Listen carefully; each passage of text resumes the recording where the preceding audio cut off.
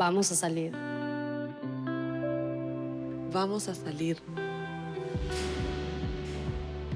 Vamos a salir. Vamos a salir. Vamos a salir. Vamos a salir.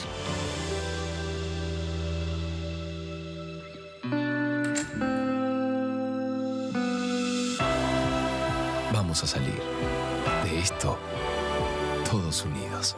Medife está conmigo.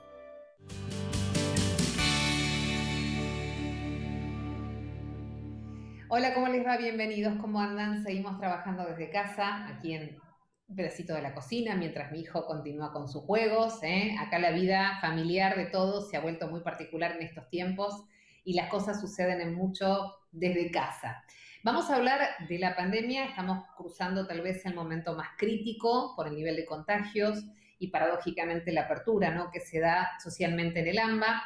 Pero vamos a tratar de intentar pensar si es posible, aunque parece todavía muy lejano, el impacto de una pospandemia en el sistema sanitario. En un ratito vamos a estar hablando con dos especialistas, uno en economía, en otro en medicina, respecto de cómo podemos construir, si es posible, ese futuro a corto, mediano o largo plazo. Habrá que ver el impacto que tiene. Mientras tanto, antes que nada, el lado B es el momento de apertura de Salud en todas las políticas, Serendipias, por el doctor Gabriel Barbagalo en el día de hoy. Lo tengo que decir casi deletreándolo. Doctor, ¿cómo estás? Bien, ¿y vos, Milva, cómo estás? En la Bien, semana del muy Día del bien. Amigo, saludos para vos primero y para todos los amigos. Tenés razón, siempre estás en todos los detalles, Gaby. Feliz día, ¿eh? Y un abrazo extensivo y virtual a todos los amigos que tanto queremos. Serendipias. Suena, te digo la verdad, Bien, algún marisco, algún igual. algún fruto de mar. La serendipia no es un fruto de mar, se parece bastante a ese nombre. En inglés viene de serendipity y realmente tiene dos distintas acepciones. Una cuando se relaciona a la cinematografía o a la literatura, que es Sí, la anticipación premonitoria de un hecho de ficción que años después se produce. Esto es muy... Cuando yo era chico había leído a Julio Verne de La Tierra a la Luna y él había sí. enviado una nave al espacio desde el mismo lugar que 100 años después lo envió la NASA, con la Mirá misma vos. cantidad de tripulantes. Eso es una serendipia literaria, pero en el mundo de la ciencia se le dice serendipia a los hallazgos fortuitos, a algo, un descubrimiento que no se está buscando y que de repente se aparece delante del científico y le obliga a replantear hacia atrás todo el conocimiento, ¿no? Bien. La ¿Hay historia de la alguno que medicina está, sea en la historia de la medicina, perdón?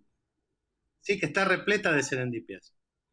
Bueno, a ver, una, por ejemplo, porque si está repleta tiene que haber alguna que es así como bisagra o es clave. Sí, la más conocida de todas es la de Sir Alexander Fleming.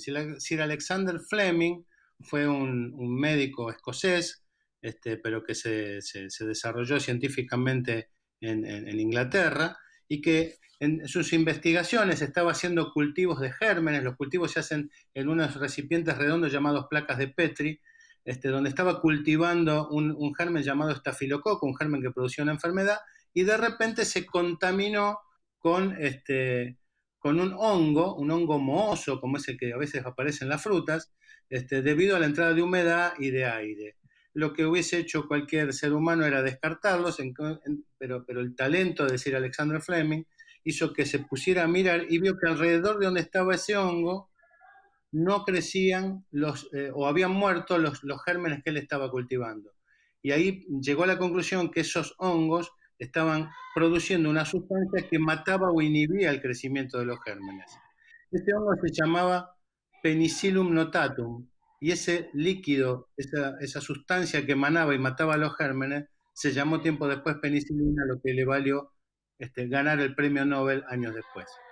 Grosso, podríamos decir, Sir Fleming, ¿eh? Grosso, por lo que estás contando, Gaby, muy, muy grosso. ¿Hay más de este tipo? O sea, ¿es habitual que suceda en la medicina que se esté investigando una cosa y surja otra?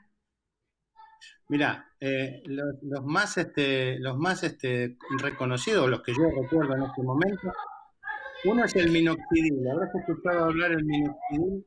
Sí. Que es una sustancia que está en los shampoos, que sirve para detener la caída del cabello. originalmente era un medicamento que se utilizaba para la hipertensión arterial y se vio que esa gente, la que lo utilizaba, detenía la caída del cabello.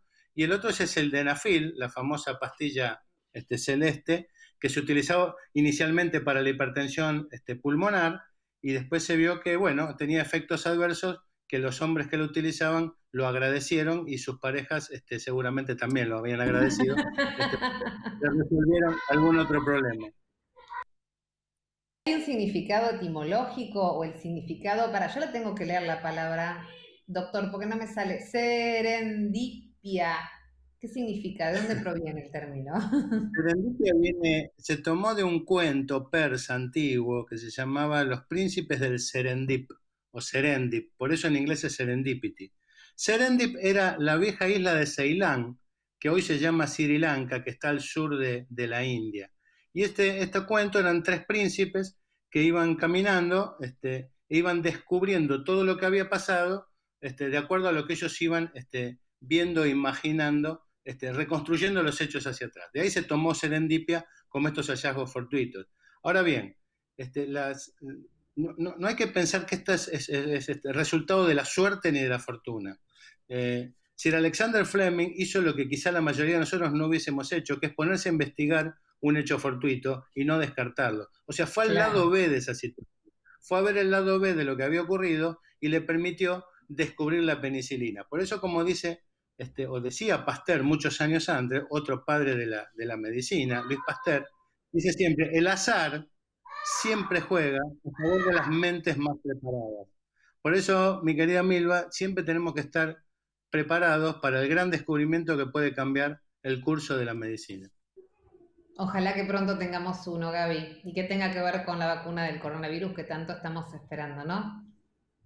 Sí, fortuito o no, que sea así. Gracias, doctor Barbagalo. Siempre es un placer conversar con vos. Un beso grande. Hasta la próxima semana. Hasta la próxima. Que sigas bien, Milva. Igualmente, ¿eh? El lado B por el doctor Gabriel Barbagalo. Siempre es interesante poder detenernos un segundo, levantar la mirada y pensar un poquito y detenernos. Yo no sé si ustedes escuchan los gritos de mi hijo que está jugando. La verdad que es que ya pedí que no lo haga, pero no lo puedo amordazar a la criatura. Está jugando, está de vacaciones, está en casa encerrado, pobre hijo. Así que si escuchan algún grito es que está jugando a la Play con los amigos. La verdad es esa, es así. Acá en estos tiempos se cuenta todo. Y si no, vamos a preguntarle al doctor Esteban Lifchitz, que es nuestro primer entrevistado del día de hoy, que es médico, director de la carrera de médico especialista en evaluación tecnológica sanitaria de la Facultad de Medicina de la UBA, es investigador de INSET, en la misma facultad. ¿Cómo va, doctor? Bienvenido. Gracias por conversar con nosotros. ¿Qué tal, Milva? Gracias a ustedes por el contacto. No sé si tiene hijos chicos, pero bueno, usted sabe que la casa se ha convertido en la oficina, en el lugar de trabajo y por ahí pasan cosas, así que cualquier Están grito... un poco más grandes los míos, jugando. pero es absolutamente entendible. Es entendible, creo que sí, que todos tenemos que especialmente tener consideración en estos tiempos.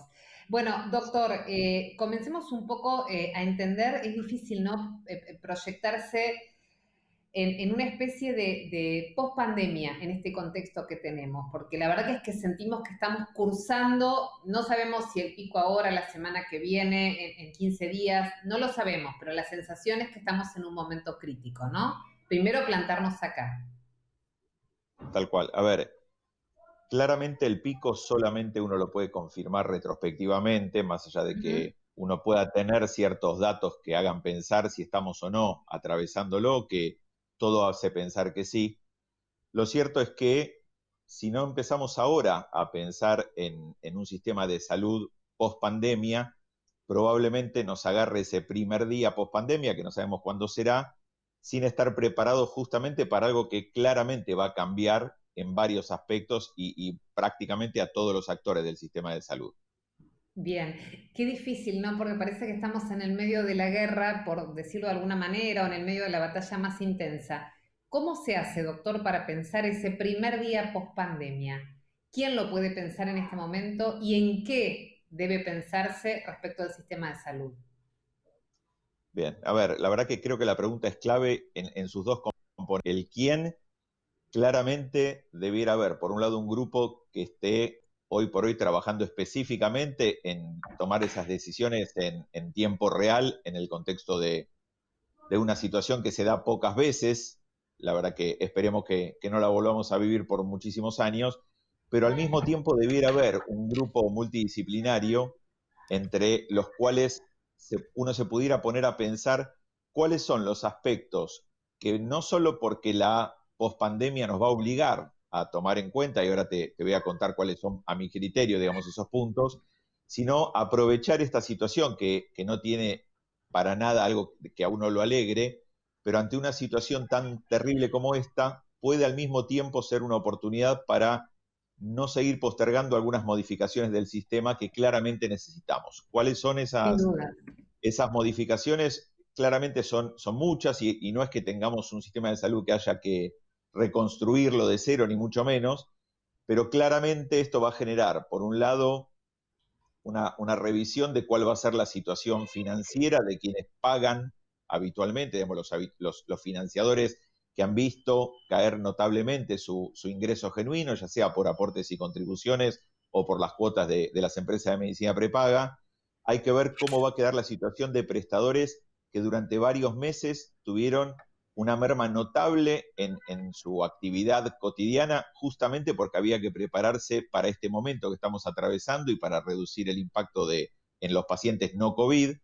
Y al mismo tiempo hay que repensar cómo debiera funcionar un sistema de salud que parece que está más preparado para salir a dar respuesta ante alguna catástrofe que para evitarlas. Y en esto, la verdad es que gracias a Dios, la gente necesita bastante menos de lo que creemos de los sistemas de salud, pensándolo como sistemas de atención médica, pero sí necesita que no fallen algunos aspectos muy puntuales, que son básicamente reconocer o identificar a tiempo ciertas enfermedades que conocerlas antes puede cambiar el curso de la enfermedad, pero también evitar realizar algunas estrategias, algunas prestaciones, algunas intervenciones, cuando en realidad no hacen falta, porque es tan deleterio potencialmente para la salud de una persona no acceder a algo que lo hubiera beneficiado, por ejemplo, una vacuna a tiempo o la detección del cáncer de colon.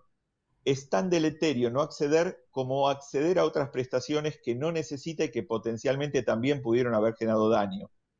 Y eso hoy quedó muy, muy a la vista, en donde un montón de personas que aparentemente por no haber accedido a tiempo estarían en riesgo su vida, creo que probablemente cuando lo miremos en un segundo tiempo, una parte probable se haya beneficiado de no haberse puesto en contacto con el sistema para evitar que el mismo sistema lo dañe.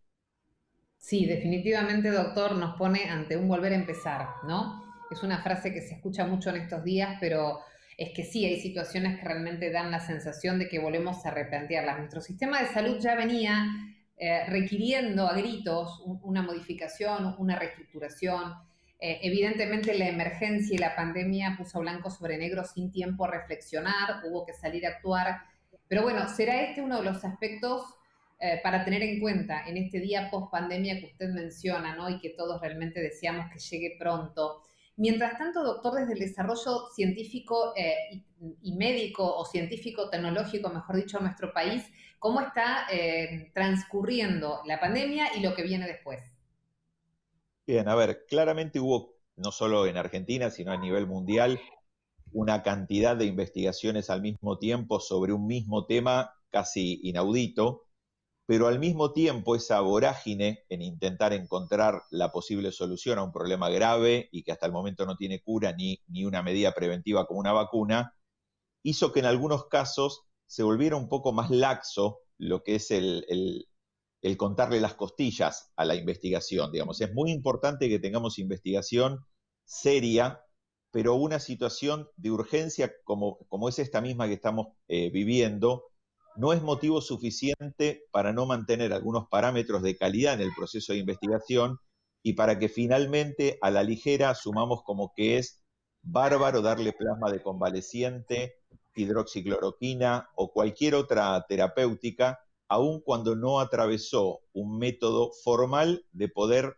garantizar que ese resultado es atribuible a esa medicación o eventualmente a la vacuna que eventualmente prevenga la situación. Yo creo que Lo que sí tenemos que lograr es consolidar un proceso que en Argentina ya empezó, que empezó con lo que hoy se llama la CONETEC, que es la Comisión Nacional de Evaluación de Tecnologías Sanitarias, y que si Dios quiere terminará en una agencia nacional, que hay varios proyectos, digamos, que se han presentado y que todavía no han visto la luz, para que en Argentina cualquier tecnología tenga que atravesar un proceso sistemático y transparente que le cuente las costillas para poder garantizar que algo sirve para lo que dice servir, que estamos en condiciones de pagarlo y que vale la pena pagar por el beneficio que esa tecnología supone. Son temas fundamentales, doctor, y celebramos que se puedan estar ya pensando en esa pospandemia, como usted mencionaba, aún en el momento más crítico, tal vez, como usted bien indicaba, de todos modos, que sabremos si lo habremos pasado al día siguiente, digamos, cuando ya sucedió, ¿no? Y que eso nos permita, bueno, poder pararnos de otra manera y poder rescatar lo bueno, entre comillas, que deja esta pandemia. Doctor Lichting, gracias por su tiempo, gracias por su aporte. Seguramente vamos a volver a conectarnos próximamente. A ustedes, que tengan un buen día. Gracias, igualmente. Voy a saludar al licenciado Alejandro Sonis. Sin lentes no veo nada, licenciado. ¿Qué va a hacer? Es la verdad. Ahí un poco mejor. Gracias por acompañarnos. Es economista con un máster en política y gestión en salud. Es investigador, es docente de grado y posgrado. ¿Qué tal, Alejandro? Bienvenido. Muchas gracias por conversar con nosotros. Hola, amigo, ¿qué tal? Buenas tardes a todos. Un placer estar acá con vos. Gracias. Consultarte si es posible una mirada integrada, ¿no? Frente a la pandemia, este falso dilema de la doble curva de salud versus economía, toda esta cosa que se plantea a veces casi con pasión, sin tener en cuenta realmente cómo funcionan las cosas, ¿no? ¿Es un debate viable, el debate de fondo, e implica el acceso a la salud? ¿Cómo nos puedes ayudar a pensar este escenario desde tu perspectiva? Bueno, es una linda pregunta, ¿no? Desde el principio que empezó la pandemia, se empezó con una falsa dicotomía entre salud y economía, salud o economía, salud. ¿Qué había que realizar, no? Entonces, hay un economista inglés que él empieza a decir que hay un falso dilema entre salud y economía, y en el cual él propone que hay una doble curva.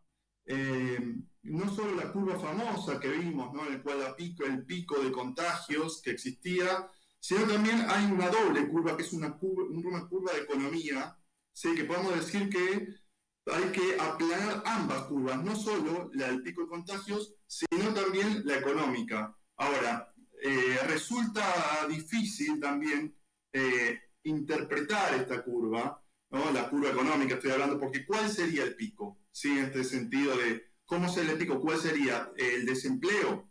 Trabajar con el desempleo, ver cómo sería la pobreza, disminuir, aplanar esta curva económica, que significa disminuir la pobreza. Los números que presentó la CEPAL la semana pasada para la Argentina no son fáciles. Ellos pronostican que se va a duplicar la pobreza extrema, la pobreza va a estar cerca del 50%. En la Argentina, el PBI, según el Banco Central y el REM, dice que vamos a estar en una caída del 12%. Por lo cual es bastante difícil interpretar si es necesaria la discusión. Yo lo que creo es que los países que no han hecho cuarentena, por ejemplo, hay un estudio muy interesante en Suecia, en el cual ellos hicieron distanciamiento social, pero no cerraron bares, no cerraron escuelas, prácticamente no hubo cuarentena. Bueno, en ese país también cae la economía. Entonces, por eso es bastante interesante la discusión entre salud y economía. Claro. Ambas tienen que estar integradas, no pueden estar... Alejandro, no, está Sí. claro, es un buen ejemplo. Quería preguntarte por Brasil. Lo de Suecia lo sabía... Suiza, dijimos, ¿no? Quería preguntarte Suecia. Suecia, perdón, sobre Suecia era el ejemplo, pero sobre Brasil quería preguntarte como país más cercano en América Latina, con esta actitud, digamos, desde el propio gobierno y del Estado, empezando por el presidente, de minimizar en sí la pandemia, hacer de cuenta que la vida siga. ¿Cómo fue el impacto en Brasil respecto de también la economía, donde sí sabemos que en cuestión de contagios y de muertes han sido los números, y siguen siéndolo, ¿no?, muy aterradores? Bueno, Brasil también ha salido con un rescate financiero, algo que es habitualmente, como decíamos antes, el economista que planteó el tema que se dijo que tenía que ser un rescate financiero para políticas contracíclicas, ¿no? Países desarrollados, que conocemos Inglaterra, España, Italia, lo que han hecho es, para no caer tanto la economía, lo que han hecho es, han puesto dinero para inyectar la economía. Bueno, los problemas que tenemos los países subdesarrollados es que vamos a tener que ser mucho más creativos con respecto a Claro. esto porque no tenemos medidas contracíclicas. ¿Sí? Lamentablemente no tenemos, incluso la Argentina aún más, las reservas son muy bajas. Y lo que ha pasado con Brasil, primero, es que mientras ha logrado la cuarentena ha disminuido, y lo que está pasando en los últimos días es que parece que se está viendo un pequeño repunte de la economía. ¿Sí? Sin embargo, las proyecciones que indican es que va a estar cayendo incluso entre 7 y 8 puntos el PBI, lo cual es muy, muy grande, ¿no? Claro, y fue un país, También para la Argentina, ¿no? y fue un país sin dudas, claro, y el impacto Nuestro nos llega a principal socio nosotros también, comercial. pero digo, claro, Alejandro, fue un país que apostó de alguna manera, aquí no pasa nada, sigamos adelante, sigamos trabajando, consumiendo, comprando, vendiendo, acá no pasa nada. Entonces la pregunta es, ¿hubiese cambiado nuestra situación económica y esta proyección tan dolorosa que hay de PBI, de pobreza, de desempleo en nuestro país, con una cuarentena más o menos corta, más o menos larga, inteligente, no inteligente, con todo esto que se iba planteando en todo este tiempo? ¿Hubiesen hecho mejor el escenario o la debacle económica es inevitable como coletazo de una pandemia? No, hay que tener en cuenta que para la Argentina estamos, por lo que se estima, a crisis prácticamente como el 2001 y de los últimos 100 años a nivel mundial, ¿no? Por lo cual hay que tener mucho cuidado, como decía Esteban antes, en el cómo salir. Es importante también cómo va a trabajar el sector público, en el cual mucha gente que no tenía empleo, tenía un empleo formal, ya no va a tener, digo, va a tener que dar respuesta. Y con respecto a lo que vos me preguntabas, la verdad que es una pregunta, es un contrafáctico muy difícil de explicar. Yo creo que la Argentina venía o viene de muchos años de deterioro, su sistema de salud, prácticamente los 3 subsectores están desfinanciados y entonces necesitábamos también tiempo para armar nuestro sistema de salud que venía muy golpeado. Por lo cual a mí me parecía que prácticamente era obligatorio también esta cuarentena para poder rearmar y estar fuertes para lo que se viene. Alejandro, la pregunta es si en este tiempo el sistema, no tanto desde lo médico, sino desde lo estructural va la pregunta, ¿no? Pudo fortalecerse y armarse para enfrentar lo que venía. Sí, como decíamos, me parece que la capacidad de respuesta, había que incrementar la capacidad de respuesta de un sistema de salud que venía muy golpeado. Y en el cual me parece que también logró que las instituciones, tanto como el Ministerio de Salud, el PAMI, la Seguridad Social, logren incrementar y formar nuevos modelos de contratación. Se ha trabajado también estructuralmente en nuevos métodos como la telemedicina, las recetas electrónicas. Me parece que en esto la pandemia ayudó a agilizar algunos procesos que nosotros veníamos quizá un poco retrasados y me parece que también con respecto nos sirvió para respiradores, camas. Yo creo que fue necesaria la cuarentena, ¿eh? No tengo ningún tipo de duda. Bien, licenciado Sonis, muchas gracias por esta entrevista con nosotros, por este ratito que nos ha dedicado. Ha sido muy amable, seguramente volveremos a conversar en otra oportunidad. Bueno, Milva, muchas gracias, hasta luego. Gracias a vos. Gracias.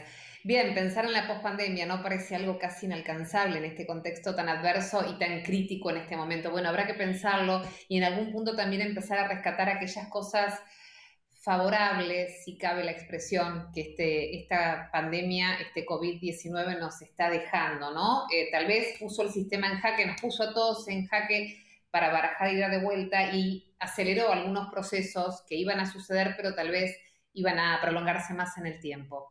Intentamos ver la mitad del vaso lleno, si no la situación y la realidad se vuelve realmente muy adversa. Siempre es un placer acompañarlos. Somos Salud en Todas las Políticas. Nos reencontramos para seguir pensando y reflexionando la próxima semana. Que esté muy bien, a cuidarse mucho, a quedarse en casa, a lavarse las manos, a no bajar la guardia. Gracias.